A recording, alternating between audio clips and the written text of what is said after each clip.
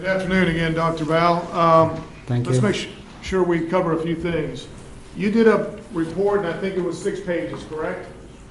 7 pages. I mean, 7 pages, I'm sorry. my notes? Right. You did a report, but then you also made notes too. Yeah, 7 page Okay, notes. all right. You made 7 pages of notes, and your report detailed your diagnosis and findings, did it not? Your Okay. medical examiner report Oh detailed yeah, the what you autopsy did. report. Yeah, that's Yeah, autopsy. the autopsy report. Okay, yeah. Let me see. Okay. Total 6 pages autopsy Okay. report. All right.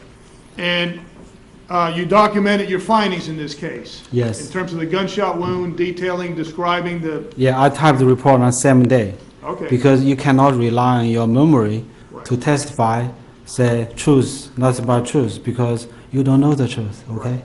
So at that time, it was very fresh in your mind, and you did it that same day? Yes. Okay. And you documented your findings on the report? Yes. Okay. And then you created some notes to help you testify in court, so hopefully it would be easier? Yes. Okay. Like, make sure you had your name down right in terms of all your education, so it'd be easier for you to tell the jury? Yeah. Even before the deposition, I told you I spent a whole weekend from 8 a.m. to 8 p.m. Okay. I come to my office, I lay down everything. Yes, sir. I try to figure out what I can remember. Right. I could not remember anything. Okay. And in fact, in the deposition, you provided both sides, defense and state, with some answers to some very simple questions about what a homicide is. Yes. The definition of intermediate range pattern, correct? Yes. And in it, you put in terms of 0.4 inches to 4 feet. Yes, based on the literature I used. Yes, sir. And you also provided to both counsel the, and I'm going to mispronounce it, the intermediate? The intermediate. Okay. Tell me again. Now, that is where you have clothing, right? Oh yeah, it's called intermediary. Okay. Intermediary means you have something between the muzzle of the gun and the target, means skin of tripod model. And as you stated in the notes you provided counsel to the state and defense and deposition, you believe in this case there was something, the 2 sweatshirts, Yes. correct? Okay. Now, you also, a lot of photographs were taken. We've only shown some of the photographs, but you Yes. took other photographs. Yes. Not you yourself, but other people did that were working for you, correct? Yes. Okay. And in those photographs, Your Honor, may I have some assistance with the lights? I apologize. I want to go back to 2 of the photographs, number 89 and 88. When the body came in, when Trayvon Martin's body came in, did you yourself have to look at the hands yourself? Yes, I look at Why? every Why case. did you have to look at the hands? Because, yeah, look at the picture now. I understand why we did not do the photo of palm, because when people die, the hand like this, the contraction of the muscle. So my job, the first thing, I want to bend them out, and after I release my hand, the hand will back again like this. So it's very difficult to take a picture without my hand to bend them, then ask another guy to take a picture. I think that's why we did not take picture for this case. Yes, sir. We do not do picture for palm for any other case. And if there It's had been some difficult. blood there, would you have taken pictures to document that there was some evidence there that was important? Yes, Okay. And there wasn't any blood or injury to the palms No. of his hands? I look at myself. Every case, I believe in this case, I did same thing. Okay, all right. So in other words, you're saying when you die, your body, I guess, your stuff to your body kind of curls up? Yeah, this is Okay. this is standard. Everybody do that after they die. Okay. And you also mentioned the injury, State's Exhibit number 97. Since you did find something there, you did document that by that photograph, correct? Yes, yes. Okay.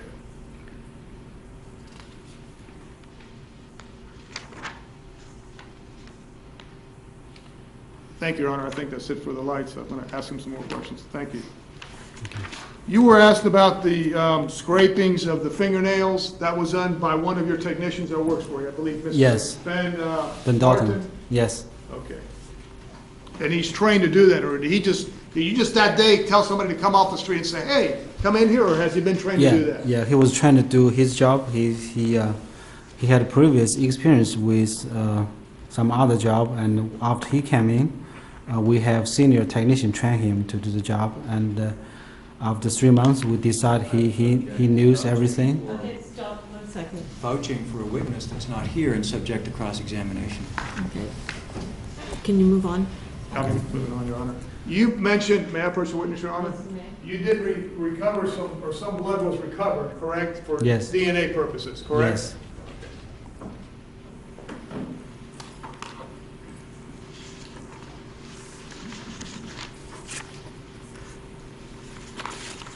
The bottom line, Dr. Blau, whether it's from 1 to 3 minutes, from 1 to 10 minutes, he was going to die Yes. and never recover from this gunshot wound, correct? He had no chance. There are two defects on the heart. So the bottom line, it could be as little as 1 minute, up to 3 minutes, or up to 10 minutes, Yes. correct? Yes.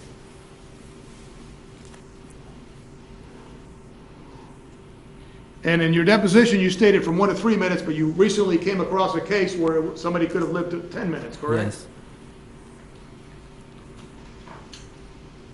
And by the way, in terms of, you didn't go to the scene, correct? No, I did not go to the I scene. object to the leading nature of the last several questions. Okay, and this question, if it's just to get to a point in testimony, I will allow it. You were asked by Mr. West to, I think at some point, review your investigator's report that went to the scene. You recall that? Yeah. Tara Malferris or Tara Yeah, Clark, think yeah. is I her did not name. go to the scene. I just rely on her report here. I do not want to testify on her behalf because I don't have fact. You didn't go to the scene yourself? Yeah, Okay. so I don't have opinion. Okay. If the evidence, hypothetically, if the evidence showed photographs there at the scene by the police department that the body was covered in a tarp, a Yeah. tarp was covered over the body, would that in some way protect the body? Yes, before I came here, I did review the scene photos. Not Okay. because I went to the scene, but because I reviewed photos. You reviewed A few photos days. that were taken by the investigator? Yes, I reviewed it a few And- days ago, even yesterday. Right. And was there indication that the body had been covered at the scene? Yeah, according to my memory, the new memory, not the memory 1 year ago, that the body was covered by orange something. Okay.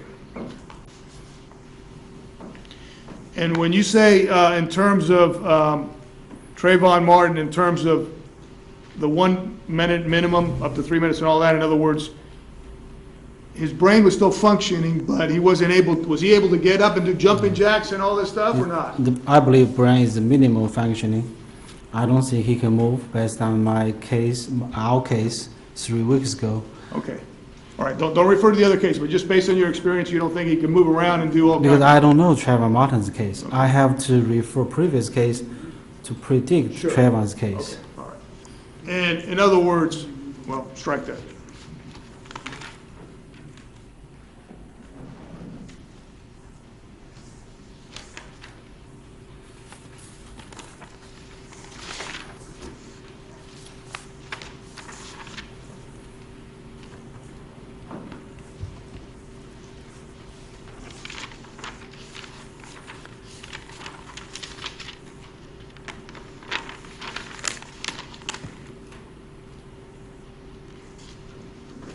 Tell me how I'm moving, Your Honor. Yes, May?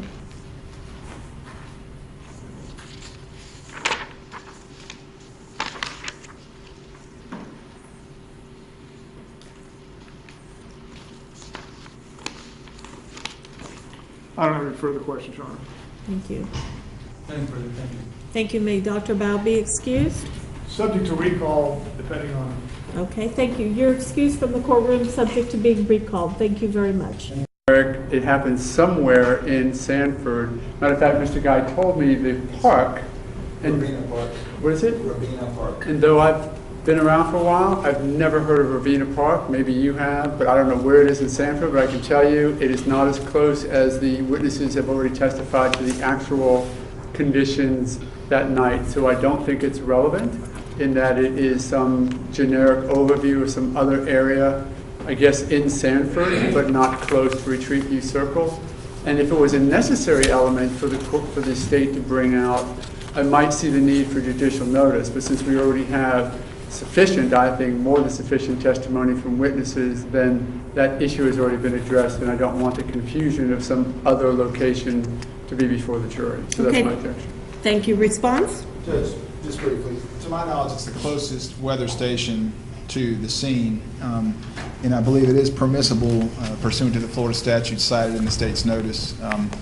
Ultimately, it's up to the court, but it's, again, it's offered to show, there's been testimony about whether or not it was raining, what the wind was like, and this provides an hour-by-hour analysis of those two I facts. see that, but could you please tell me how far it is from the retreat at Twin Lakes?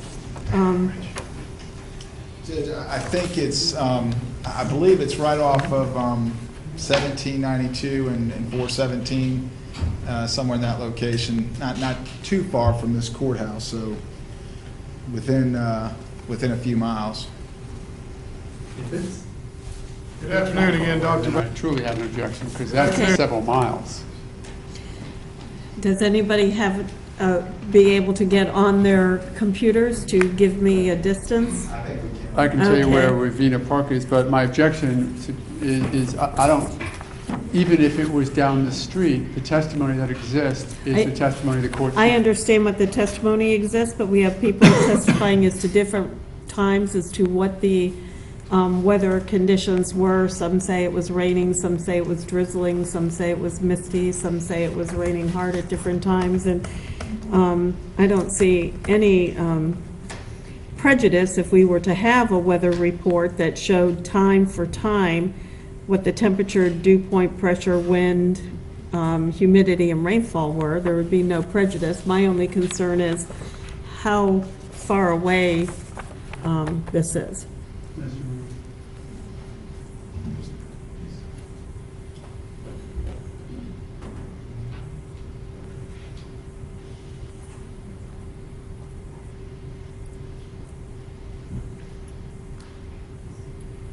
Mr. O'Mara, if you want to come over here, I think.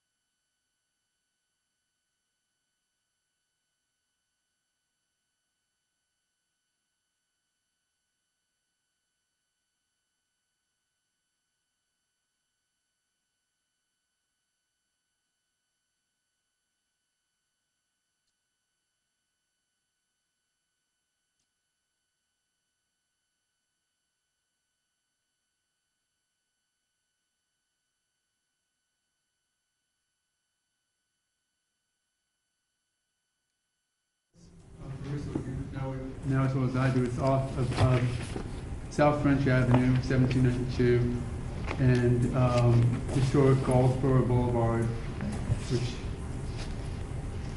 is just several miles away from the Treaty Circle. It's much closer to downtown Sanford, Goldsboro, and of course. That doesn't give you a distance on there? Oh, it doesn't, no, we would be, not yet. Police Department.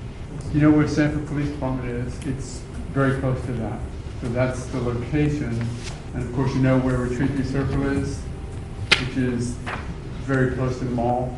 So it's that difference. I would say it's several, 4, 5 or 6 miles. In our position, it's the closest thing we have, so it's the best information we can give the jury about the actual wind speed and rainfall amounts during the relevant time period. Okay, any further argument about the request for judicial notice regarding weather conditions? Just the distance and the existing testimony. Okay, be overruled. We'll have this marked as State's Exhibit 213, I believe it is. Is that correct, Grace? Okay. Is there anything else? No, Your Honor.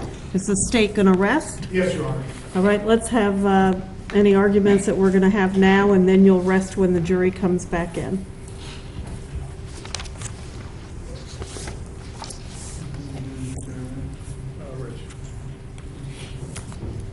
On my approach, as judgment of acquittal argument, with case law just presented the state and the court, and I see I'm getting some as well.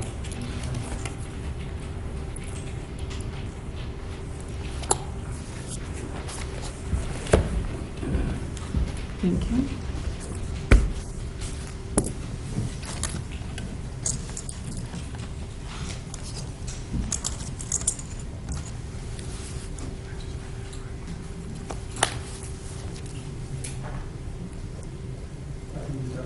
Yes, you may.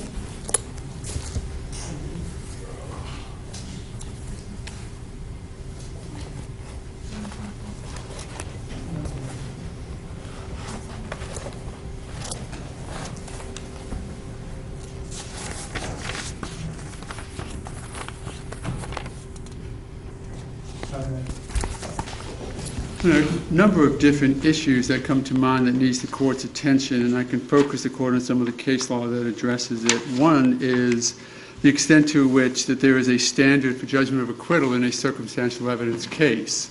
Of course, it's up to the court to a certain extent to determine whether or not there's any direct evidence of my client's guilt, and direct evidence which would counter-indicate my client's self-defense has now been properly presented, actually by his own statements, but has now presented to the jury and to this court by all of his oral and written statements that have been provided. So, firstly, the court has to make a determination whether or not there is any direct evidence that would support ill will, hatred, and spite, which is really the operative element of second-degree murder, which the state would need to prove exist in order for this matter to go forward to the jury.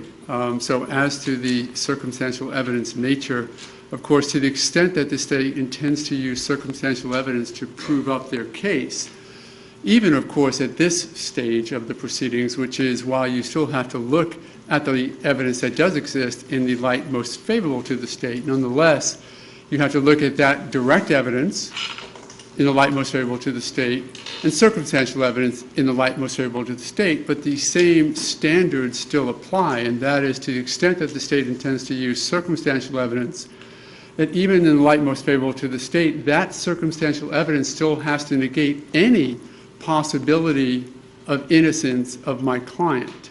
So even when we look at it under the judgment of acquittal, and I'll tell you the cases to look at in a moment, you have them in front of you. So if you were to focus on Walker versus State, cited at 957 Southern 2nd 560, a Florida Supreme Court case from 2007, that case does talk about the judgment of acquittal and says that in the case where no view which the jury may lawfully take of it favorable to the opposite party can be sustained under the law, and says in circumstantial evidence cases the judgment of acquittal is appropriate if the state fails to present evidence from which the jury can exclude every reasonable hypothesis except that of guilt. So the standard still is, to the extent that we can look at direct evidence and the court may consider the expletives that have been used as some, well, I would argue with it, but I guess the court could look at it and say the words that he used might evidence, maybe direct evidence of ill will and hatred. I would suggest that though maybe the way other people have said it or screamed it in the courtroom, the evidence has to be before the court and before the jury the way my client used it, and certainly the entire context of the way he used it in his conversation on the non-emergency call does not suggest anywhere near the level necessary for ill will, spite, and hatred. Under that suggested, if you were to even consider that direct evidence, short of that, I would suggest that there is no other direct evidence to support any contention whatsoever of second-degree murder as to the ill will, spite, and hatred argument. The circumstantial evidence, then, that may exist, and they've tried to present to you that my client is some, I'm not exactly sure what the state's case is yet, but to the extent that what they're trying to say to you is that my client was a frustrated neighborhood watch and cop wannabe and just sort of had enough, and that is supported by some circumstantial evidence. I don't think that they have any direct evidence to suggest that. In effect, what they have shown is that my client has in fact been frustrated because he's called before, and on occasion the people he's called on have gotten away.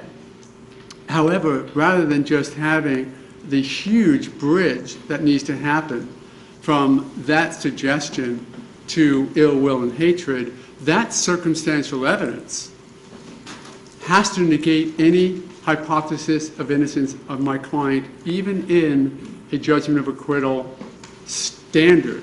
That being, you look at that evidence in the light most favorable to the state. It still, pursuant to Walker, has to exclude any reasonable hypothesis of innocence. And I would suggest to you that now what you have before you, what the jury has before it, is not only some reasonable hypothesis of innocence, but a very well-founded reasonable hypothesis of innocence, and that is that my client acted in self-defense. Because though you do look at all the evidence in the light most favorable to the state, you have to look at all the evidence. You can't, I don't mean to suggest this as though you don't know the standard, but you have to look at all the evidence. You can't just call out parts of evidence and say, if I take these 4 pieces of evidence and look at these in the light most favorable to the state, then I can see where judgment of acquittal should not be granted. You have to look at the entirety of the evidence that's before the court and therefore the jury. And what is before the court is an enormous amount of information that my client acted in necessary self-defense.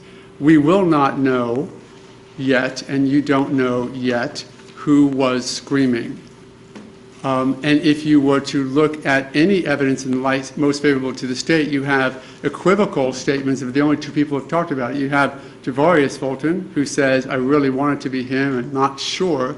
And then, of course, quite honestly, you have Miss Fulton, who, though she did testify, that is her son's voice, you have to take it in context.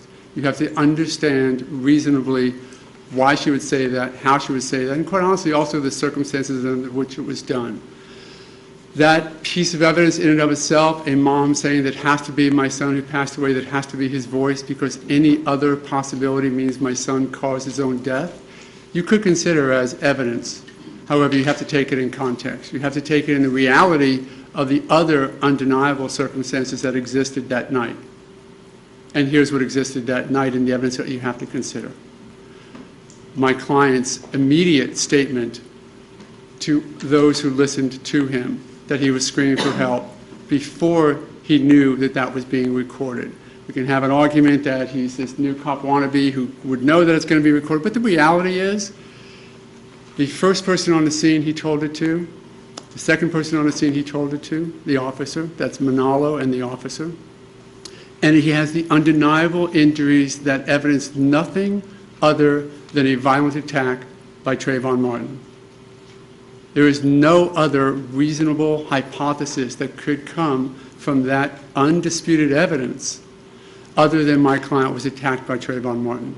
Some form of fashion. Is it determined quite yet how, in what precise moment? Maybe not. I would suggest that there is absolutely no evidence to contraindicate what my client now has before you and before the jury, which is that he was at the T intersection when he was attacked, approached, and then attacked by Trayvon Martin. So there's no evidence to contraindicate that. And that he was hit in the face, and there's no evidence to contraindicate that. And that it did what we all know now it did to his nose. That violent act, in and of itself, I would suggest to you, is sufficient for immediate response with deadly force. But he didn't. What we have is 40 seconds of somebody screaming. Of course, you know, my client, through his statement, said it was him screaming. 40 seconds, and receiving additional injuries consistent with, and even the state's own experts said it was consistent with my client's head being bashed against concrete or hit, contacted, without using the emotional word of smashed, against concrete at least several times. That type of injury in and of itself, the way it was presented by my client, that injury and the ongoing nature of that injury supports the right my client under 776 to reasonably believe that he is in fear of future bodily injury because it was ongoing. The state's own witness, Captain Carter, said one really good indication of future bodily injury is when you've already been injured and it's still ongoing. You can presume that it's going to continue to occur. And that is, in effect, why my client acted in self-defense. And there is nothing most importantly, under Walker, there's absolutely no interpretation of the state's evidence which excludes that as a reasonable hypothesis of innocence. And if you read Walker, the very words that I said, but the whole case is quite instructive. It allows for no other determination that since my client now has presented self-defense through the state's case, but it is now affirmative evidence of why he acted and the way he acted, that since the state cannot exclude a reasonable hypothesis of innocence based upon their circumstantial evidence, that the judgment of acquittal should be granted. That's under Walker. Walker also cites Woods, and it is the Woods case, which also cites another Supreme Court case, which is Barwick, B-A-R-W-I-C-K. Barwick case is 660, 7th, 2nd, 685. In 1995, Florida Supreme Court case, it also sort of began the premise in Florida law that the judgment of acquittal is appropriate if, in fact, the state fails to present evidence from which the jury can exclude every reasonable hypothesis except that of guilt. You, as Barwick says, Barwick again is 660, 7th, 2nd, 694. Barwick tells us that you, at the outset, have to determine whether or not there is competent evidence from which the jury can infer guilt to the exclusion of all other inferences. I would suggest to you that this would be a textbook case. It wouldn't make it to a textbook because it is so apparent from the evidence presented at this stage of the proceedings, judgment of acquittal after the close of the state's evidence, that the inference of non-guilt is much stronger than any suggested inference of guilt. Barwick, Woods, and Walker stand without question and unassailed for this proposition and should be considered by the court as to the circumstantial evidence issue. There are other cases that I would cite for you, and you have them in front of you. Sims is a 2013 case, 110 Southern 3rd, 113, talking about the state's obligation to eliminate any reasonable hypothesis of innocence, and upheld that the judgment of acquittal in Sims should have been granted, and in fact, again, was upheld. And in that case, it also cited to law, State versus Law, LAW 559, 7th, 2nd, 187. And again, all of the cases that I'm citing to you, Your Honor, you have before you, although there are some of the cases, and I believe law is one of them, since it was cited in Sims fairly well. You don't have that actual case in front of you, but the cite is quite specific.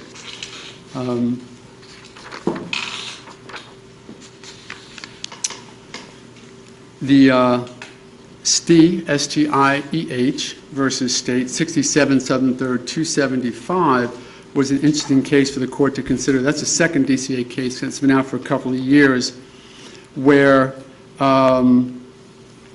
there was a stabbing, and the defendant argued self-defense and an ag battery, and the second DCA advised the trial court that it should have granted the motion for judgment of acquittal once the defense had provided or presented a prima facie case of self-defense. Now, I don't know if you believe that he has or not, so I have to argue both sides of it.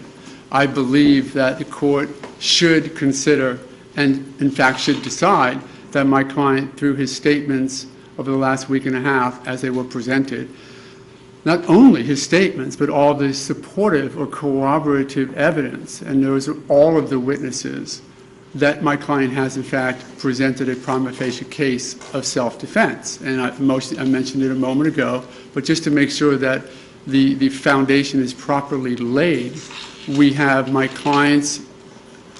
If we set aside for a moment, I'm going to ask you to set aside for a moment that my client is just the most amazingly competent protector of his own murder. That, set that aside for a minute, that he didn't just decide as some snap decision to become a murderer and then was perfect in covering up everything, because I would suggest to you that that is a fallacy of absurd proportions, that such could even be suggested by the state, certainly considered or actually endorsed by you. But if we set that aside for a moment, then what we have to look at is my client, it gets in the altercation with Mr. Martin. After following him to see where he went, as he agreed to with the officer, by not following him after he was told not to by dispatch, and to date, and the state's case is now done, to date, they have not presented any direct evidence, and I would suggest not even circumstantial evidence, that my client followed him after being told not to by the dispatch. They have no direct evidence, no circumstantial evidence that my client ever moved from the T intersection down the dog path until he was drugged or forced there by Trayvon Martin. There's not a scintilla of evidence to support that. There was, it seems, by Miss Bahadur, at some point, though I would suggest it was highly incredible, that she suggested that for the first time she came up with the idea that maybe somebody was moving left to right. I'm sure you recall that. May well have been Trayvon Martin coming back for the attack. We don't know, but to suggest that that somehow inculpates my client to being the one moving is a stretch that I would ask that you could not consider making. It's certainly not one that's supported by any other corroborative facts or evidence. And of course, I think Ms. Bahadur sort of came across, well, let's just say she came across as she came across by the time we were done with her testimony. But aside from that, there was nothing to support that my client did anything to re-engage or to engage Mr. Martin whatsoever. So if we're going to set that foundation, that that is what he did and didn't do, and then see what the foundational evidence is to support that, we have Jenna Lauer. Jeremy Weinberg didn't testify. He was the woman, and so he was the fiancé with Jenna Lauer. But Jenna Lauer testified to something that, again, without my client's knowledge, completely supported what he said and how he said happened at the T intersection. Even Ms. Sudaika, who thought she saw something, and I think thought she heard something a lot different than she saw or heard, through an open window or a closed window, whatever, still supports my client's contention that the altercation began down by the T intersection. Of course, the Manalos also do that as well. So without having the benefit of any of that testimony, we know my client, of course, gave all that information to both Officer Singleton and Serino at a time when he had no information that any of that was available. Much more importantly, he had no information that any of that was controverted. Because had any of that been controverted, I'm sure that the state will well have brought that out to you before the end of their case. So we have Lauer, we have Sudaika, we have Manalo. We actually even have Mora, who documents my client's hypothesis of innocence or his prima facie case of self-defense. And that is, as she says, when she sort of wandered around the courtroom to look over the column to say that she saw my client on top of Trayvon Martin. A statement that he had already given to Singleton and Serino before he knew that this witness would be able to come out and say he or she saw anything. But he stated exactly what he did, that he moved the hands out. I think giving Mr. Bauer, Dr. Bauer's testimony would certainly support the idea that even having moved the hands out, as Ms. Mora said, the feet still move. Dr. Bauer seemed to say at some point that maybe the body can move, maybe it can't, but nonetheless, this is the foundational evidence for which you have to make a determination. Did my client present to date a prima facie case of self-defense? One, and two, is that prima facie case of self-defense and its reasonable hypothesis of innocence, which is, of course, what it is, specifically contradicted by the state's case. And under Walker, Woods, Barwick, and now, as I've mentioned to you, STIEH, S-T-I-E-H, they have failed to do that. So if we look at STIEH, which is interesting, out of the second DCA, and I don't know that I quoted it, apologize if I have already, 67 Southern 3rd 275, stating that the JOA should have been granted once the defendant had presented a prima facie case of self-defense. And it goes through a pretty good analysis of 776. In that case, they were talking about defense of others, but of course the same standard applies. as we have here today. Jenkins, I think, is one of the most instructive cases. That's cited at 942 Southern 2nd, 910. The reason why is because Jenkins, a 2006 case, remember, as an aside, that there are not a lot of cases about judgments of acquittal in self-defense cases after 2006. The reason why is, of course, we now have self-defense immunity hearings as an alternative to judgment of acquittal arguments in a trial. We did not avail ourselves of that pretrial determination of immunity, so many other people in most of the other case law have. So you'll see a significant drop-off in the number of JOA arguments or JOA appellate case law after 2006 on a self-defense issue because, as you would imagine, most of them exist pre-trial, they're addressed pre-trial. We had made the voluntary decision not to do that. But Jenkins, what Jenkins is good for, Your Honor, is that, first of all, the facts are close. Jenkins was in his house. A guy was outside making a lot of noise. He went outside. Jenkins did try to minimize the altercation. Cesaro, who was the eventual victim in the case, made a maneuver towards him, punched him in the face, wobbled back, goes Jenkins. Then the assailant comes again. Jenkins takes out a knife, catches him in the heart. He passes away. Jenkins, the case, as opposed to just the facts, is very significant because Jenkins goes through and cites about 7 cases, which is the recent history of judgment of acquittal cases in self-defense cases, judgment of acquittal issues in self-defense cases, and is a pretty good rendition of it. It references, for example, Thompson, which is State versus Thompson, 552, Southern 2nd, 24. That's an aggravated battery case where he tried to stop a fight, was attacked, defendant backed up, brandished a gun, aggressor continued to approach, defendant shot him. And that was where the court reversed the conviction on that, suggesting that the judgment of acquittal should have been granted. The Hernandez-Ramos case at 496 Southern 2nd, 837, again cited in Jenkins, gives some good insight into a somewhat similar fact scenario. In that case, evidence was there that the defendant took some effort to ward off the attack or end it without violence. The state's witnesses in that case uniformly identified the victim as the aggressor. We have one eyewitness in this case, John Good, I think, would present a scenario very similar to that presented by the state witnesses in Hernandez-Ramos, and that is that we know, and it is completely uncontroverted, that Mr. Martin was the aggressor in that he had mounted Mr. Zimmerman, refused the suggestion by Mr. Good to stop doing what he was doing and continued the attack. Similar to Hernandez-Ramos, the state's witnesses in that case suggested that the victim in the case was the aggressor. And again, that case similarly was suggested that judgment of acquittal should have been granted.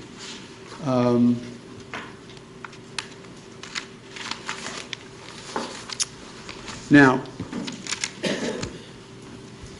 that is looking at the issue of the circumstantial evidence and the direct evidence would exist and whether or not my client has presented a prima facie case of self-defense. I think that if you reach that alone, then the case should simply be dismissed presently at judgment of acquittal. As I said a moment ago, I can't say, Judge, can I stop and let you rule, and I'll start over if you don't. So I have to continue as though you're not following my first track, and I'll go to my second track. And the second track is whether or not, should the court not agree that a prima facie case of self-defense has been proven, and that to the extent that circumstantial evidence is being considered by this court as presented by the state, if you decide that that does in fact exclude any possibility of my client, any hypothesis of my client's innocence, if for some reason I've lost those two arguments, which I think the evidence supports that we should win. If we don't, then you have to look at whether or not this case should still move forward on a second-degree murder charge as to the issue of ill will and hatred. So let's talk for a moment about what ill will and hatred is and what it's not. In Light versus State, 841 Southern 2nd, 623, a second DCA case, that was a mosh pit case. Mr. Light didn't like the fact that the eventual victim fell back into him and may have hit him in a sensitive area of his body. So Mr. Light decided to pick him up in a wrestler move, hang him over his head and smash him to the ground, crushing the left side of his head, I think it was, on the cement. He sort of got up, made it outside, and died. And the court ruled that that behavior, though extremely reckless behavior, to simply get upset at somebody, pick them up over your head, and smash them onto cement, is not ill will or hatred, and would not sustain a second-degree murder conviction, because you can't infer any malice.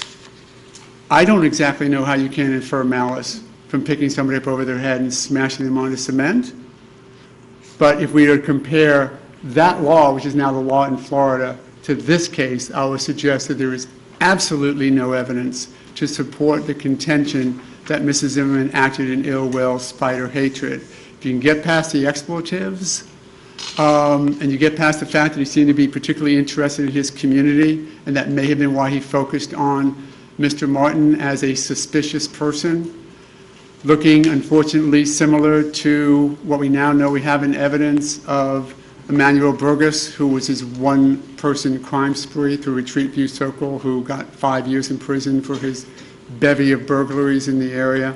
The court may recall that you were the sentencing judge in that case when he came before you about 1.5 years ago. So yeah, an unfortunate circumstance, but that doesn't allow the outrageously over response by Mr. Martin. But sticking to the ill will and hatred argument, basically in the Light case, it was just not ill will because the courts looked to two other cases for the instruction on ill will, spite, and hatred. That being Williams versus State at 764 Southern 2nd, 177, another second DCA case, and McDaniel versus State, 620 Southern 2nd, 1308, a fourth DCA case, to begin the analysis that even extremely reckless behavior itself would be insufficient for you to infer any malice that would suggest second degree. I guess in this case, had Trayvon Martin pushed my client, as happened in the Light case when he actually hit him in the genitals, had Trayvon Martin pushed my client and then my client just reeled back, took out his gun and shot him, under Light, I'm not certain that would have been ill will, malice, and hatred, because the other overriding necessity in an ill will and spite and hatred case, and I know the court is aware, is though second-degree murder for ill will, spite, and hatred, not exclusively, because they'll never say never, but almost always, the people have to know each other. Because the ill will, the spite, the hatred cannot be momentary, it cannot be instantaneous. All of the cases that talk about ill will, spite, and hatred talk about, in 99% of the cases, and that's my percentage, not the case laws, but in the overwhelming majority, it only occurs where that ill will, spite, and hatred has been something that has grown over time. The husband and the wife with the affair, the neighbors fighting over the fence, things like that, so that we can presume that there is ill will, spite, and hatred by previous acts against the two. And it cannot be presumed. It has to be by direct evidence that there was this previous animosity that would suggest the growth or therefore existence of ill will, spite, and hatred. Similarly,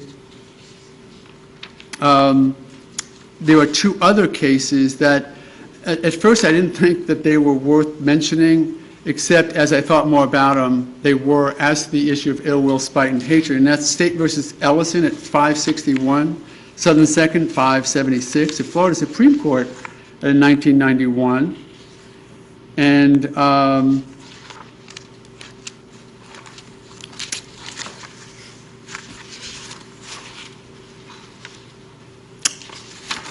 I'm sorry, Your Honor, and that's Sigler, S-I-G-L-E-R, 805, Southern 2nd, 32. I mentioned those two cases for this reason. Those were the high-speed chase cases, factually significantly different from this case, but interesting because in both of those cases, the defendant, one had just escaped from prison, another one had stolen a car, I believe, were high-speed chases, 80, 90 miles an hour, running through intersections, running over curbs, running through toll booths, and just acting about as outrageously as you could act while in a vehicle. And in both of those cases, the courts said that even when you run into somebody and kill them, that's not ill will, spite, and hatred. There's no, in effect, transferred intent from when you act as outrageously negligent as you might act to steal a car and do 80 or 90 miles an hour through a crowded area, running people out of the way and finally killing somebody. That's not ill will, spite, or hatred. So I mentioned those for that purpose. Another case, State versus Ellison, E-L-L-I-S-O-N, 561 Southern 2nd, 576. I'm sorry, that was one of the two that I just mentioned to you, Your Honor. I apologize for that. But that was one of the two cases where, again, in that case, the high-speed chase was not suggested to be ill will, spite, or hatred. Dorsey versus State, 74 Southern 3rd, 521, a fourth DCA case, just a couple of years ago, 2011. In that case, the defendant had a gun. The facts support that he actually went and got the gun to arm himself after having an argument with two victims. Then they came to the car, further attacked him. One guy punched him in the face, and after having armed himself voluntarily in anticipation of continued altercation with these guys, which is the facts of the case, he got hit in the face, took out the gun, shot him, killed both of them, and the fourth DCA said, in that circumstance, where you went and got a gun and came back, no ill will, no hatred, no second degree. An impulsive overreaction to an attack or injury is in itself insufficient to prove ill will, hatred, spite, or evil intent. They were at a keg party and people were getting drunk and they were hassling him. Okay.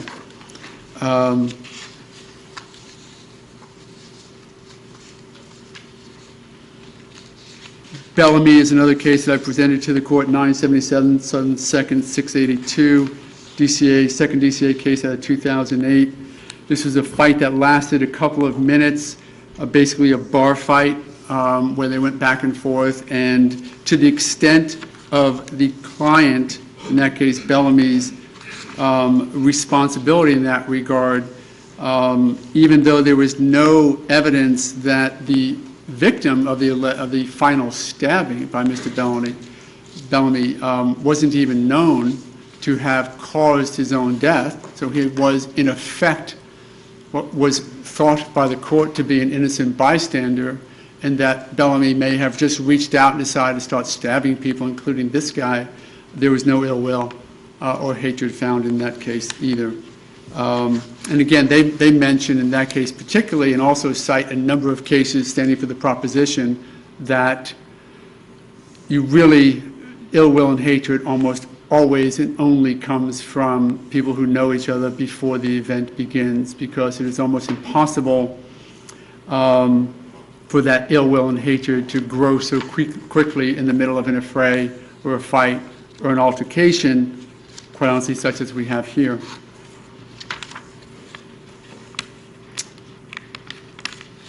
Wiley versus State, 60 Southern 3rd, 588.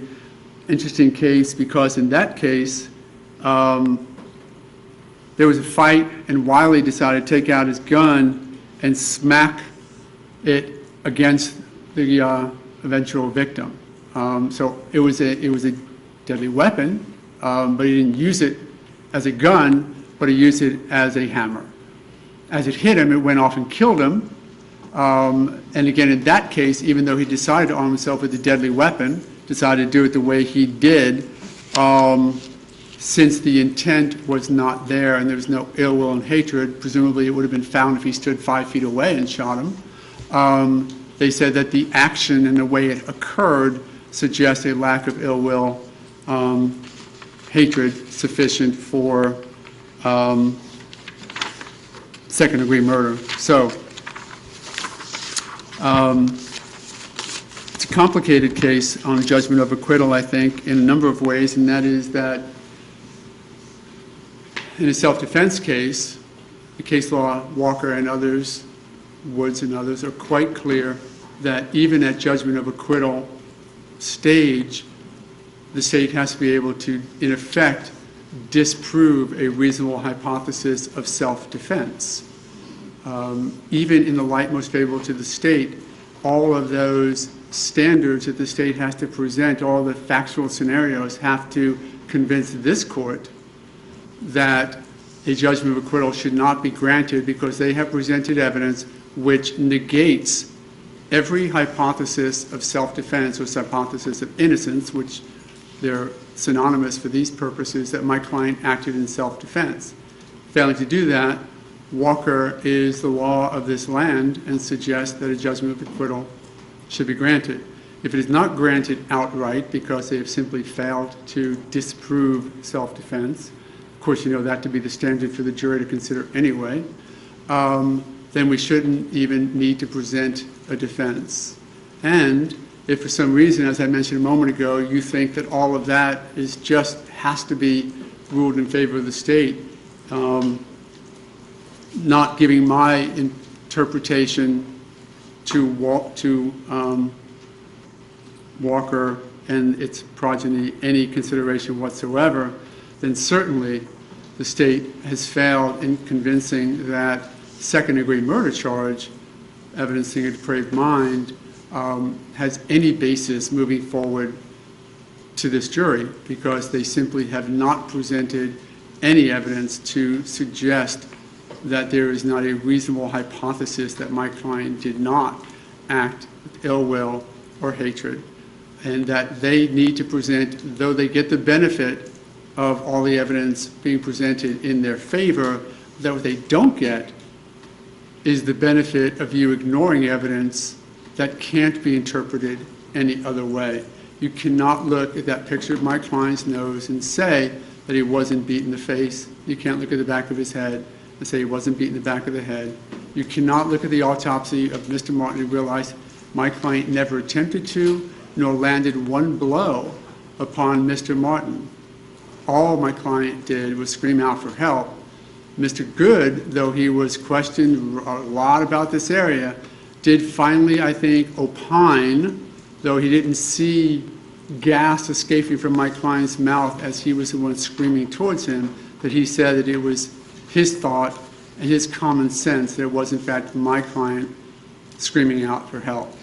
And the reality is, had it been Mr. Martin, who we now know, and it's undisputed, was on top screaming for help, well, he had his chance. He had Mr. Good 17 feet away, asking him to stop, telling Mr. Martin he was going to call 911, and Mr. Martin continued to ignore him and continued to batter my client in whatever form or fashion, or however number of times he did, that ended up with the injuries that my client had. They can't ignore that evidence to a jury, and they really should not be able to ignore it to you on a judgment of acquittal argument. On behalf of the state, Mr. Bedtime. Thank you.